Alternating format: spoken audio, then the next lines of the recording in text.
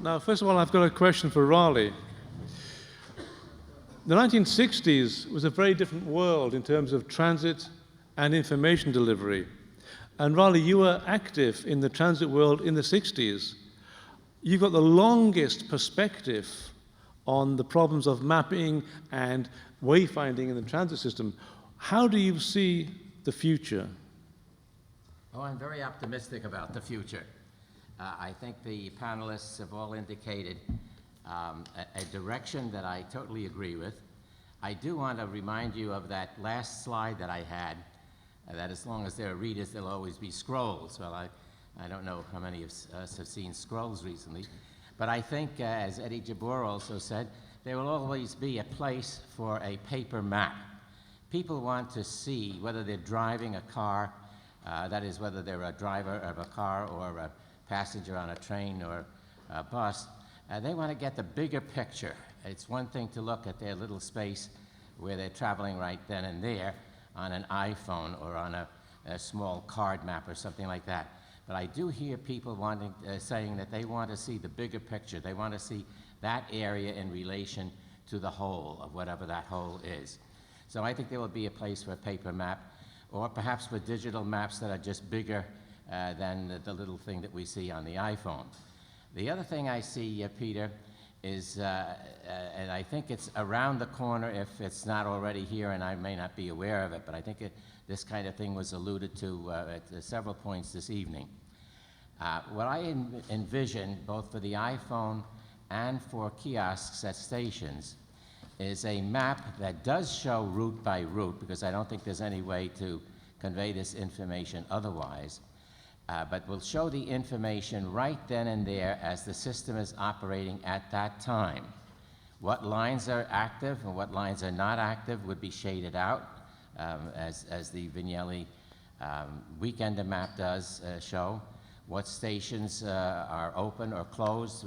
Believe it or not, there are some stations that are closed in New York City on the weekends, that sort of thing.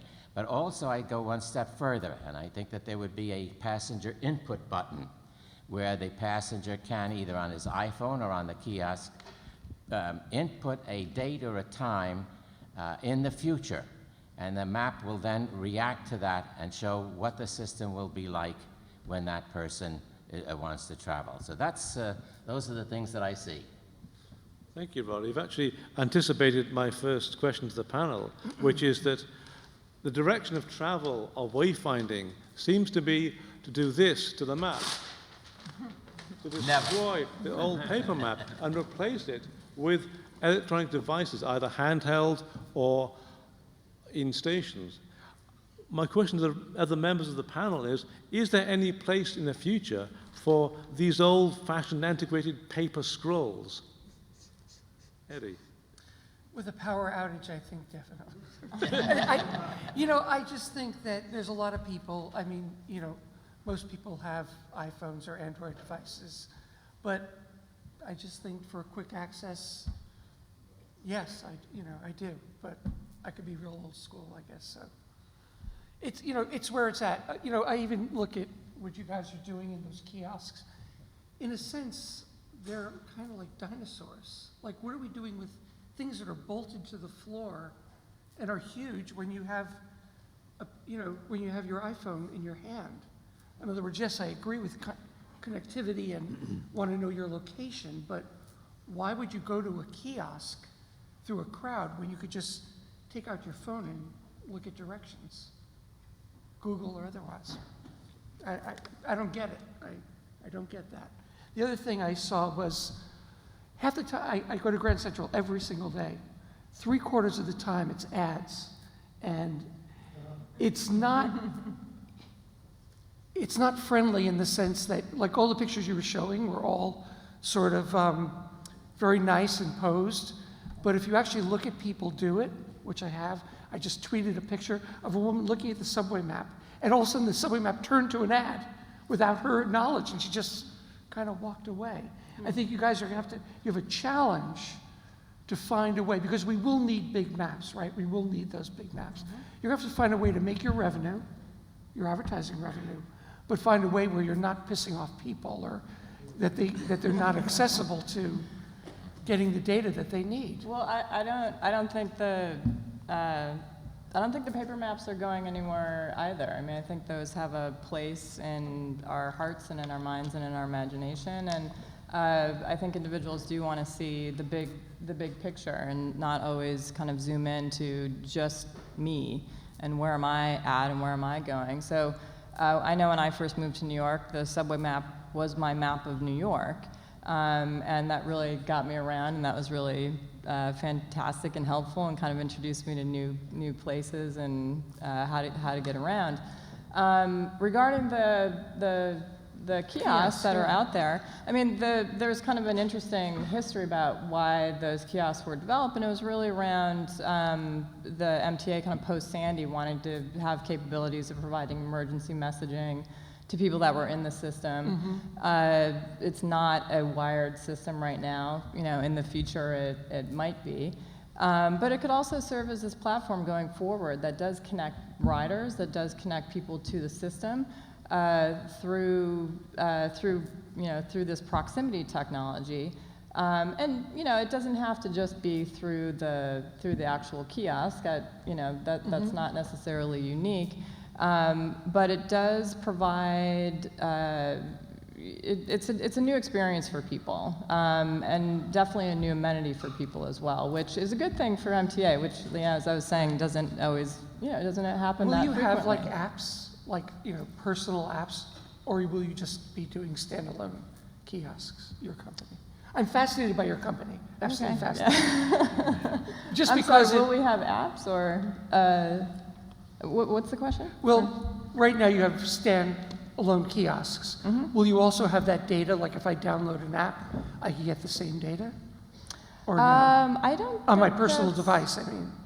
I mean, in our kind of grand vision, or, kind of blue sky thinking about where things are headed, there should be a unified digital experience in the subway system. We spent so much time over history having a unified experience, signage and mapping and wayfinding around the system. Like, why is that not the case with digital as well? And that extends not only to signs that are in the system, but information that we see on our map as well. And the MTA has very purposely decided to just put the data out there and have the app community develop it as they will. But there's an opportunity for them to bring that brand back in-house and provide that kind of view to their riders that they want to provide. The ad revenue component just funds the project. I mean, we have to give credit to the MTA for wanting to do something new. They often don't have money to do those things. Right. So the ad, I mean, we thought about many different business models, and it kept coming back to an ad-funded model to provide this service. So that's why the ads are. And I there. apologize because we were talking about paper maps and I jumped on your case, so I apologize. John, you actually are adding to the population of paper maps. I guess you do see a future for paper maps. Well, I thought that I would be the neo-Luddite at the table. It does seem as if there's a consensus at this table that people want a larger image to get from here to there. Paper maps are, I believe, still in our future. I must acknowledge that years ago, I mean, back in the early 1980s, there was a thing in the Paris Metro called C2. C2 in French, I suppose, means place. And it was also a double entendre because if you continued the sentence, C2 AEC, if you're here, here's how you can get where you want to go. And all you had to do was type in, I don't know, maybe press the button for where you were and where you wanted to go, similar to a map that was at the Times Square end of the shuttle back in, I don't know, the World's Fair, right, of 63, 64. That, to me, is a very helpful device, and it's one reason that I think that in a printed map, for instance, an index is so important. If you look at an index with not just the grid coordinate, but the service at each station, as I do, If you look at the station that you have to go to, you really frequently don't even have to look at a map because you're told what service is at that station. In the long run, I frankly hate the little maps on my iPhone.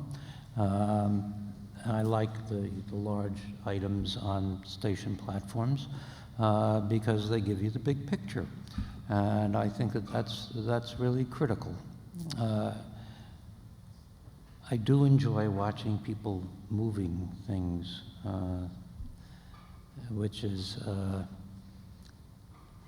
what's intriguing to me, because they can move things around the same way that you, in essence, can move around what's in your brain by looking at a map and just following something.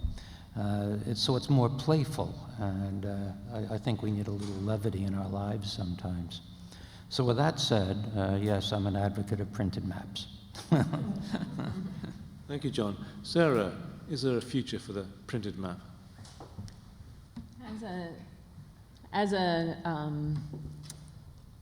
In some senses, yes. In a power outage, in the event of, Now that's really rude. and John, as you're saying, there's this device where you can press, one station and press another and get directions. Well, that's what the digital format is for. And if you want to search for a station, there's nothing that a little search box can't handle.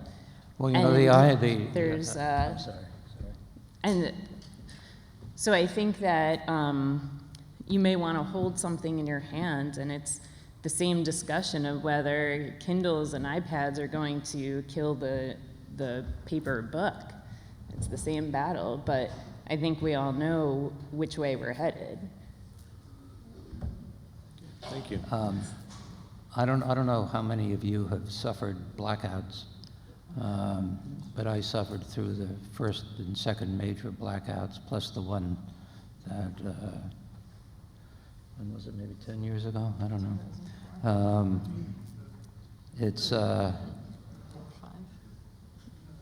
It's a painful experience not to be able to get somewhere. I'm a great walker. I've walked every block in this island, but blackouts are not fun. So I don't think we should talk about me. Joe, what do you see as the future for the paper map? I was thinking of someone who had a degree in education. Am I on? Yeah.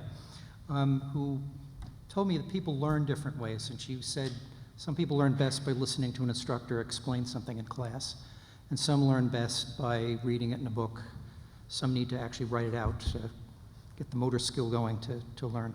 And I think it's quite possible that some people will always prefer looking at a printed map and getting the image of where things are, but that way, and others will prefer to say, I'm here and I want to be there. How do I do it? Just tell me. Having the map, if you read the map, you end up with the map in your head, and you know after a while where some of the subway lines go. And if you find that a train isn't running, you already know the other way around that you can do it. I think the same thing would work, though, with a point-to-point, as long as it has up-to-date information. It would then not tell you to take the train that's not running. It would tell you to go the other way, in real time. So they would both work, and I think quite possibly that there are people who would always prefer a map and others that would always prefer the other, and there's nothing wrong with having both available. I like Eddie's idea that the map would change, but then it's not a paper map, but still that there would be a map that would change if the line is closed, right? And it's a map you look on screen, but you're still looking at a map rather than text of here I am and there, that's where I want to be.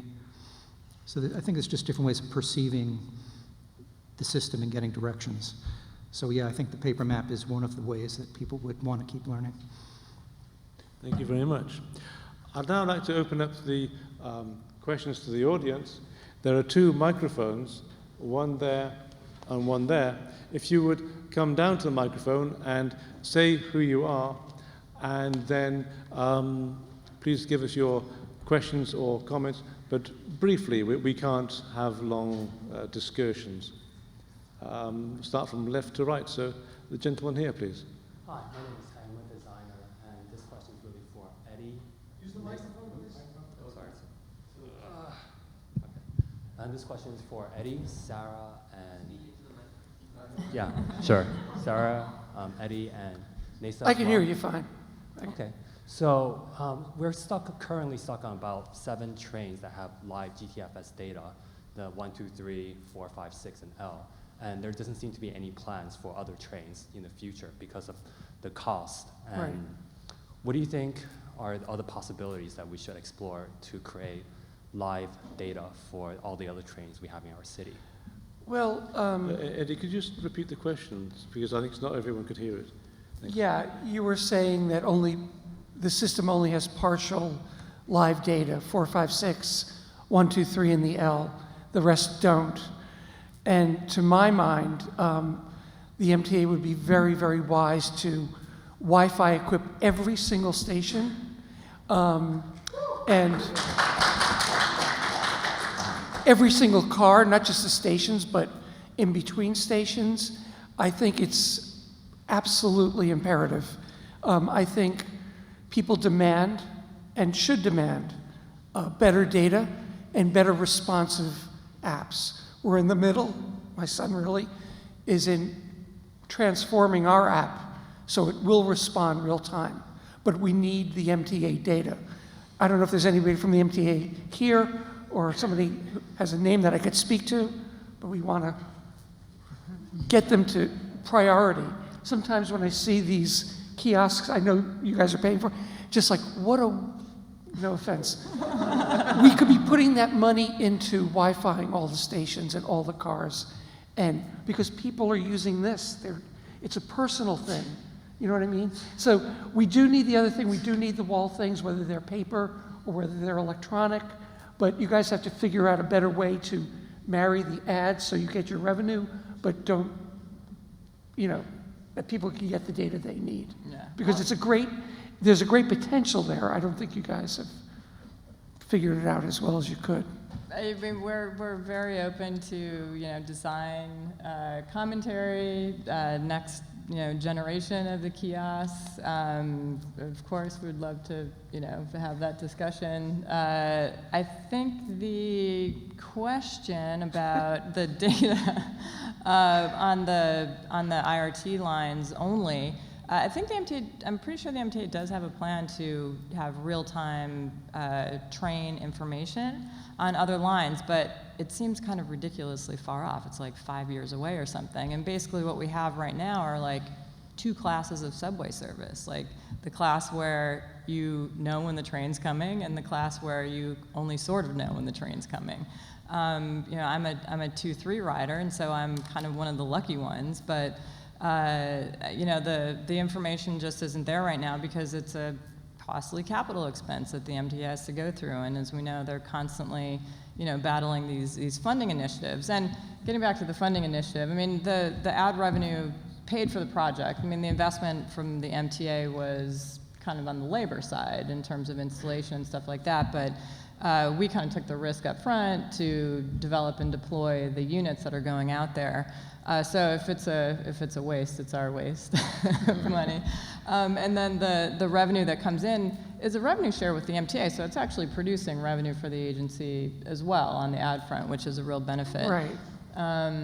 So I think the answer is that it's the real-time train information is coming. It's definitely not soon enough. And again, I think it's 5 years away. When I was talking about the proximity technology, I mean, a person agreeing to have their proximity known could be extended to a train car agreeing to have its proximity known. So as as the systems and the technology mature within the system, the same thing could apply to a train. Now, is the question, is that going to beat the actual plan that the MTA has to get that real-time train communication on board? I think so. Maybe it could be a couple of years faster to have like real accurate information based on proximity technology. There's one other thing I'd like to say about the real train information. There's an app I downloaded for London that actually shows on the map the trains coming into the station. It's not really, the interface and the graphics are really not that good, but I believe they already do it in London. So to say 5 years off, God. Well, because it's not about the information, it's about the back-end management. And to answer your question further, there are unofficial ways of going about this, which is that there are burgeoning efforts to collect kind of cell phone data for people who, before they enter a station, you know where people, on a large-scale data collection and analysis route, you can figure out what trains people typically ride, where they enter the system and where they exit the system, and repeat every day until you establish these patterns, and then you can figure out which trains are delayed on this large scale. That would take probably a cell phone company accomplishing that, but it is something that people are thinking about. Cool, thank you. The computer security guy, which is part of what I do, is saying the NSA would love to have this information. They probably already And do. they probably do, yeah. Thank you. That game may be over. Hello, my name is Richard Dungson, and full disclosure, I've worked with Sarah on the job access map. But I'm going to start with a quick observation and then a quick question. The observation is if there is a blackout, actually our phones would work and the subways probably wouldn't, so a paper map actually wouldn't be useful at all. So just to kind of point that out. But my question's about this quest for, we had two very distinguished people talk about the quest to create the paper map of New York City and capture all the complexity. Is that even possible? If you look at London, London is a system until very recently, or I don't think it's really happened even yet, didn't work overnight. There was not this kind of like a daytime and a nighttime system. It's not as complex as New York City, which you saw from the numbers as well too that Raleigh showed. Is it just not possible to create a paper map? And really is now talking about a digital map what we have to do, something is more, that can show all this nuance and this change and everything else, being as a complex system, and the paper map's just not going to do, or one paper map's not going to do it. We really need to have 2 or 3 to represent the system, and that should be kind of where we focus instead of just one map. Thank you. Peter? There are 3 really basic periods of time in a transit system like New York's. One is called the base service, from roughly 5 o'clock in the morning to about 10 or 11 o'clock at night. And cut out of that is the second period, or 2 periods, and those are the rush hours. 7 to 9, 9:30 in the morning, or 6 o'clock to 9:30 in the morning, and then maybe 3 or 4 o'clock in the afternoon to 7 at night. Those can be shown and are shown on the maps, especially those that indicate some legends with them, or as John Tauranac has very nicely done on his map, by coding the station, the letters or whatnot in the station, or the station symbols. But the one that's very difficult to show is nighttime service, because the system radically changes at that time. And in fact, when I was with the MTA, I wrote a report which was adopted indicating how the service could be cut back substantially, because they were in a very tough financial crisis at that time. How lines could be cut back, and instead of running through, they could be connected with one another, like the Pelham Bay line coming in at 125th Street didn't have to run all the way down Lexington Avenue to South Ferry. People could transfer to a Woodlawn train or whatnot. So the system was geared to run every 20 minutes by connecting, but eliminating duplication of services. So that is so radical. However, Eddie has done it on his map, and John issued a map with nighttime service on the other side, as I remember.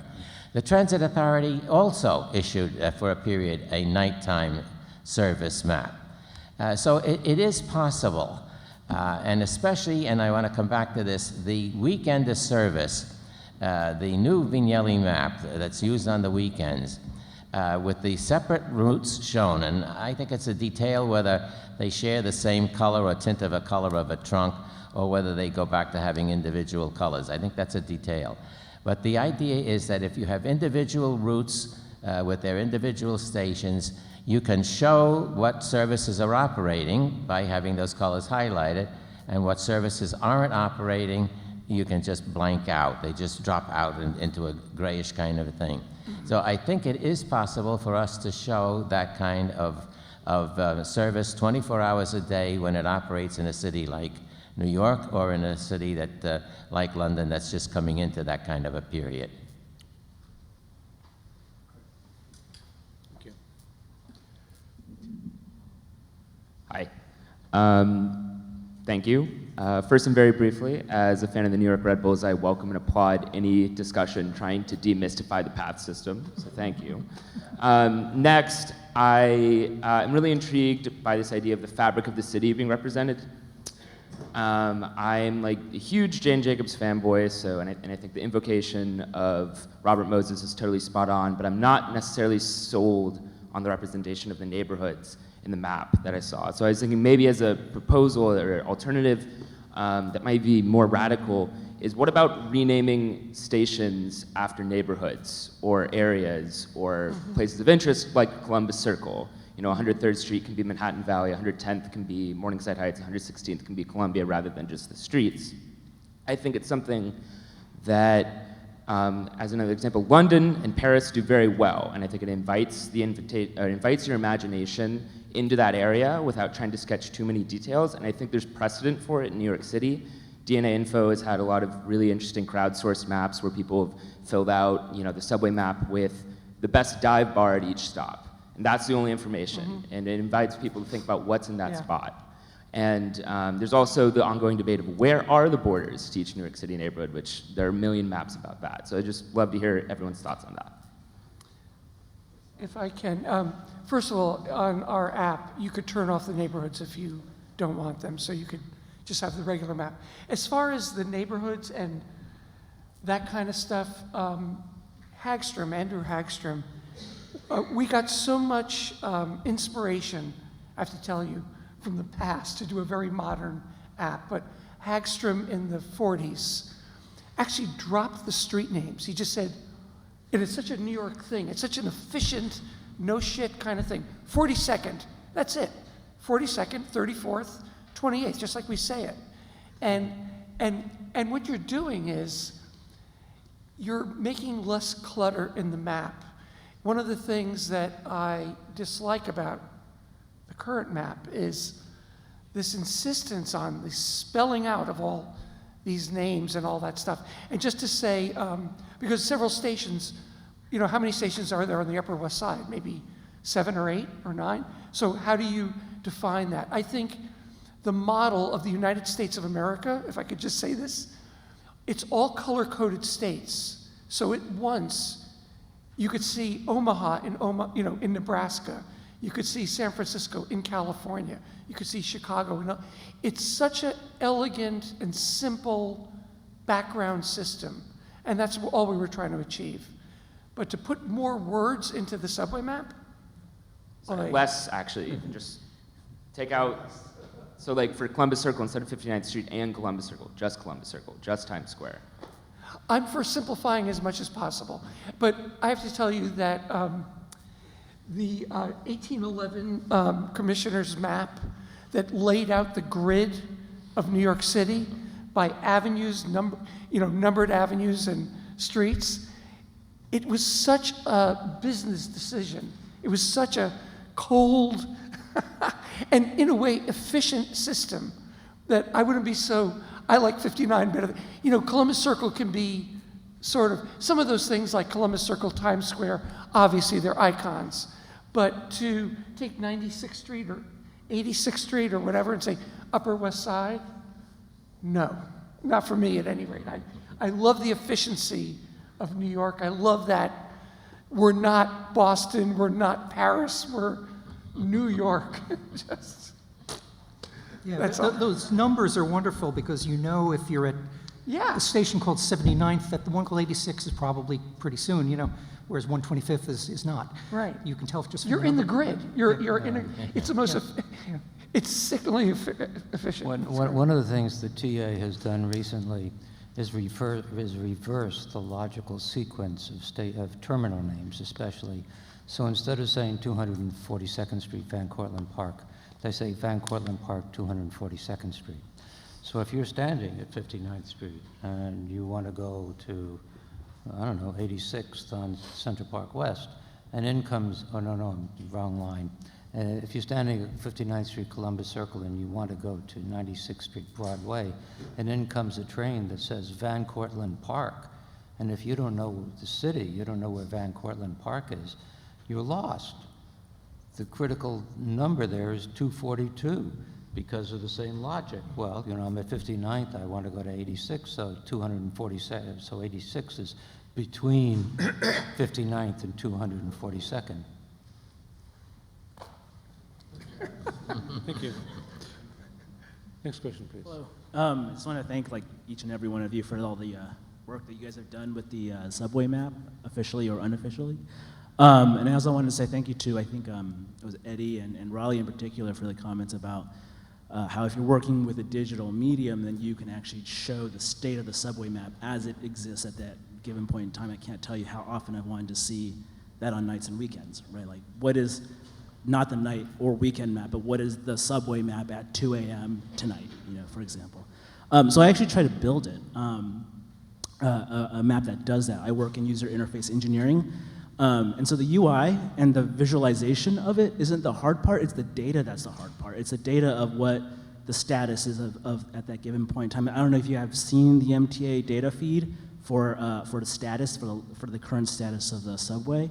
But it's an XML feed, it's a URL somewhere, you can point an application at it, and what it gives you is a bunch of information, but then inside of it is about the same thing as if you took those paper flyers and then gave it to a computer. It's a bunch of handwritten HTML and text that a computer cannot understand at all whatsoever. So if you're trying to build an application, unless you had the machine learning capabilities of Google, you couldn't do it on your own. So what I'm curious about is, and I know the gentleman already asked about data earlier, but do you know, the first question I guess is, do you know if the MTA is going to expand or improve the status data? And I know other cities like Boston, I've done some work in Boston and DC, that's machine readable data. So other cities have it. And the second thing is, if you don't know if the MTA is doing anything about it, what can we as transit riders or even people who use the data, what can we do to lean on the MTA and try to get them to make that a priority? That's it. Yeah. I think that my son Dan could talk about the data better than I can, but I think he's a bit frustrated at sometimes at how the data is presented. There's no universal, talk about a universal mapping system. There needs to be a universal transit data system citywide, for many cities There is. worldwide. It's called GTFS. I can And talk does the about MTA data use as it? well, Eddie. No. Right, exactly, precisely the point. I think. I can answer the question about data. Thanks. Not to take away from your son. No. So, as far as I know, there are no plans to adjust the service announcements. And something that I've started to do with a group of people who we are kind of requesting changes to data, and the way to lean on them from the early stages is to tap into the developer resources Google group. It's MTA Developer Resources. If you search for that in Google Groups, that's how you can reach out a list of hundreds of people. It's really a good idea to put out that request and try and rev up some people around you. And that's a really good way to get some power behind a heavy data request. Thank you. And the next question. Right, good evening and thank you everyone. My name is Mike Rapato. I'm a software analyst and a philosophy graduate student. And for me, the map very rarely answers the question, how do I get there from here? Instead, the map usually answers the question, I'm here, great, now where can I go, where can I explore? It took me until I was living in New York for 3 years to discover that you can take the commuter trains to Philadelphia, and after living in New York for 5 years, I wrote all of the revenue track on the subway. Recently, with the Super Bowl in New Jersey, we've seen the regional transit diagram that attempted to mix many different aspects of the transit network on one map. And today we've discussed adding the PATH train to the MTA subway map to what degree is there a demand for a general New York map that shows everything? LIRR, Metro North, New Jersey Transit, Hudson Light Rail, the subway, and to what degree does that have a future in either print or digital maps? We have created a tri-state commuter map. It was published in Mark Ovenden's book on railway maps. Because there's only two of us, we have not made an app out of it. But and I don't have it here, I don't have a copy to show you, but we believe in it. In other words, a seamless transition. And again, it has to do with the presentation of graphic data. One of the things that I'm not crazy about, the gentleman who did the PATH train the blue PATH line going up, it's confusing. It looks like a subway line, and it's not a subway line. And I think your original, by the way, I love this, how you put commuter rail, just to show it, you didn't, it wasn't like bold and dominant, but you put commuter rail. The same with you, Joe, that you had this concept of a tri-state map. Yeah, that's one of the things I wanted to do on my map. I show path in the same style as the subway lines, but because I show free transfers very clearly, I don't have any problem Right. with that misunderstanding about that. Yeah. Because I happen to live in New Jersey and work in New York, so I'm very aware of Right. traveling back and forth all the time. So I wanted to. Right. I thought people need to be able to see that it's You know, not a big deal to go to Hoboken, New Jersey City. I have to call you out because you were talking about paper maps. Yeah. But as far as I know, when we were doing our research in 2007, 2004, you were the first digital map. You had the first really non-paper subway map out there. Wouldn't you say That that's might be correct? right. I think you might be right. Yeah. Who? I think you might be right. Yeah. Yeah. Yeah, he's famous. I had no intention of printing it. The other thing Right. is I can ignore paper size because I guess. Right. Anyway, we were blown away by Yeah. your map too. Oh, thank you. Oh, But still, it's a paper map. It doesn't change. Well, I change when the 7 is extended or something. But Right. if they shut down a station tonight, we don't know that. Thanks. On the subject of commuter rails, the MTA map has only MTA facilities. Years ago, I did a map with the Transit Center, which was a subset of the Port Authority, and with Manhattan essentially in the center of the map. Showed them an area that we had concentric rings on it, and the rings went out for 70 miles and included down here Princeton, et cetera.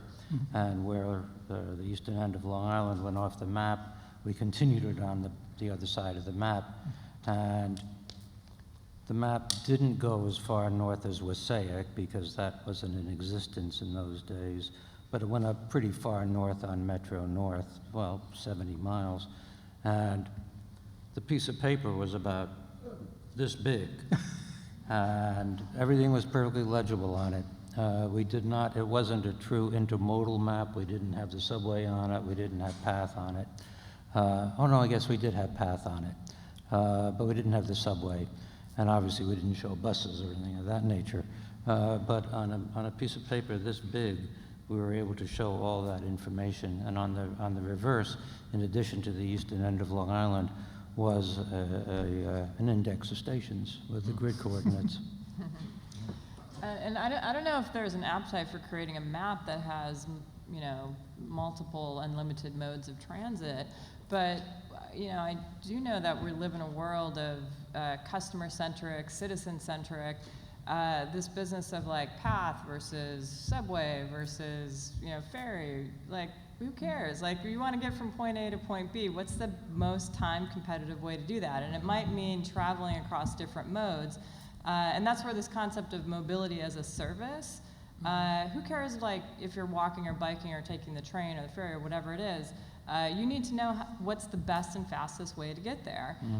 So I don't know that means creating an entire map, but it does mean connecting the systems. So a single point, and Google's getting there. Sarah pointed out in her presentation, you have alternates for walking, biking, subway, bus, but it needs to even go beyond that. And they're experimenting with this in Helsinki, where they want to get rid of cars, basically. And in order to do that, you have to provide time competitive, transportation, single point to plan, route, and pay for your ride, and get on your ride or rides, whatever it is, in the fastest way. I'm not sure everyone always wants the fastest way, and that's one of the weaknesses of those point-to-point things. Yeah. That's why there are options. I was trying to go from Birmingham, England to London one time, and I wanted to ride on a railway called the Chiltern Railway because I wanted to see the towns along that route. And I couldn't get it to show me that because it kept showing me the other line that was faster. I had to specify like an intermediate point to get it to show me that. So I fought with those things occasionally. But then I ride trains for fun sometimes. Maybe I'm not the normal user.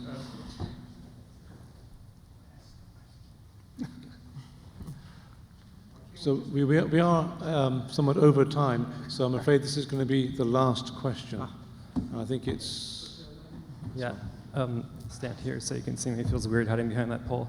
I have a lot of respect for what you all have done. I'm a cartographer myself, and so it really means a lot to me to hear this history and all of your thoughts about the subway map. And my question actually was going to be on the last point that I'm working with an author named Rebecca Solnit, and she's creating an NYC atlas. And one of the things that she has said is that paper maps empower the user, while apps and Google Maps imply obedience from the user.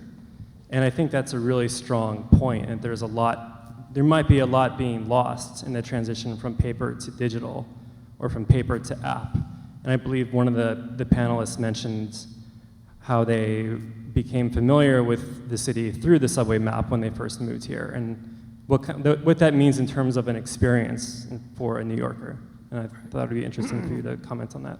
Thank you. I can only speak, I think there's two ways of providing subway data. One is how Google does it, which is essentially a list. And I agree, when you're following a list, whether you're driving and following a list or taking the subway or transferring or whatever, you are a follower. But I think a map, and when I say a physical map, it's funny because it got me thinking in a different way. Our free map, our free kick map light map, is essentially a paper map. I mean, it's not really, but it is. It doesn't do anything but be a map. And I think in this day that has a 5-star rating says a lot about the empowering. And if you read, because we do read the criticisms and the compliments, you get a lot of people saying, I was empowered by this map. This map showed me where I needed to go. And it was a very good comment that you made, a follower versus an active participant in what's going on. So that's all I can say. Well said. I would actually like to chime in and say that I think that the digital format is more empowering from my perspective. I think that it's empowering to know that you have a few different ways to get somewhere, and you can make that choice. When you look at the subway map, you're taking the subway. You're not getting on the bus because you don't know where the bus is or where your connections are. Mm-hmm. And the same for biking. You can't hop on a city bike because you don't know where the stations are. I think it's empowering to be able to make a choice for yourself. It's also empowering to know that you can go to a neighborhood that you may not be familiar with and know how to get back. That's important. And you can't necessarily do that with the subway map that is designed to show you the subway and not the street grid. Okay, then I think this is drawing the evening to a close. This has only been possible through the generosity of quite a number of people. First of all, the speakers who've taken the time to create their presentations and be here this evening.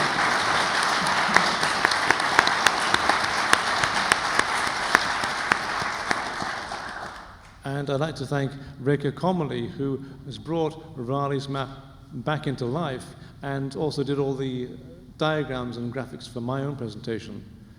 I think Reka is here. She's a bit shy.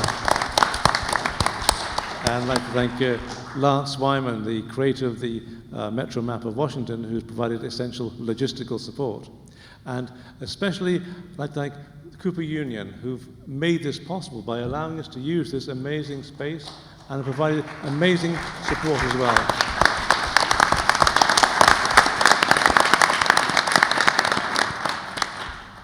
Now, there's a table outside with various books and maps. There is a print of Raleigh's reconstructed map for sale, and books by Max Roberts and maps by John Tauranac. So please have a look at those.